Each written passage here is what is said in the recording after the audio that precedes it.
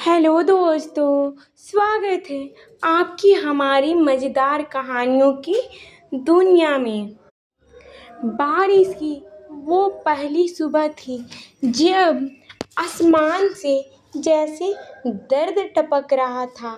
हर बूंद की अपनी कहानियाँ थी और उन कहानियों के बीच एक छोटी सी झोपड़ी में बैठी थी मीरा और उसकी बहू पिंकी। मीरा बूढ़ी हो चली थी, लेकिन आंखों में अभी कुछ बेचने की उम्मीद बाकी थी। और पिंकी उसकी वो बहू थी जिसने शादी के कुछ ही महीनों समझ लिया था कि सपने यहाँ बिना पैसे के नहीं पलते। दोनों माँ बेटी की तरह एक दूसरे का हाथ थाम लिए सब्जी बेचने जाती थी। झोले में ताजी नहीं बल्कि बची हुई सब्जियां होती थी, जिन्हें मीरा पिछली शाम मंडी में सस्ते में उठा लाती ताकि सुबह सुबह गलियों में घूमकर बेच सके। बारिश के दिनों में एक काम और भी मुश्किल हो जाता था। रास्ते कीचड़ से भर जाते थे, पैर फिसलने लगते थे, सब्जियां भीगकर अपना रंग खो देती थी। लेकिन मीरा कहती थी, बहू, जब तक भीगे हुए टमाटर में हिम्मत है तब तक हम भी नहीं रुकेंगे। पिंकी को पहले ये सब कुछ अजीब लगता था।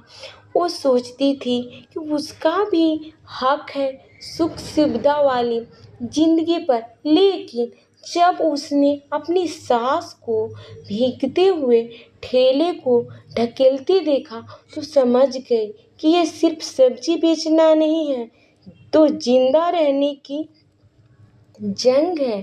एक दिन जब जोरों की बारिश हुई तो और रास्ते में कोई ग्राहक नहीं मिल रहा था, मीरा का पैर फिसल गया। वो गिर पड़े ठेले के पास।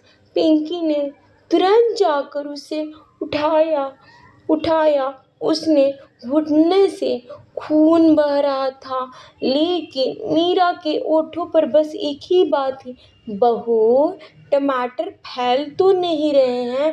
पिंकी के आंखों भर आई। उस दिन वो पहली बार चिल्लाकर सब्जी बेचने लगी, सब्जी ले लो, सब्जी ले लो।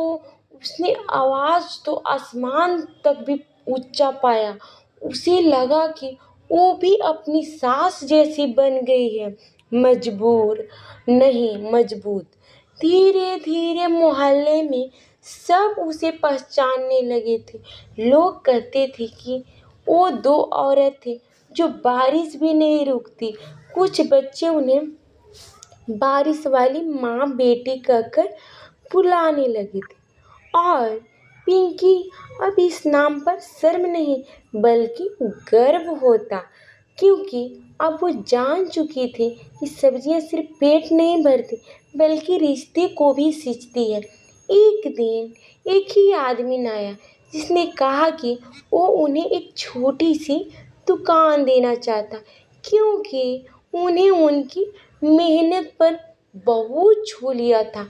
मीरा को यकीन हुआ, लेकिन पिंकी ने उसका हाथ थामा और कहा, अम्मा, ये बारिश की बूंदें अब हमारी छत बनने जा रही है। मीरा की आंखों में बारिश नहीं आंसू भर रहे थे।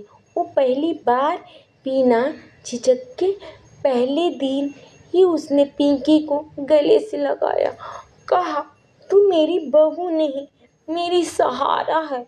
अब तो दोनों उस छोटी सी दुकान में बैठती।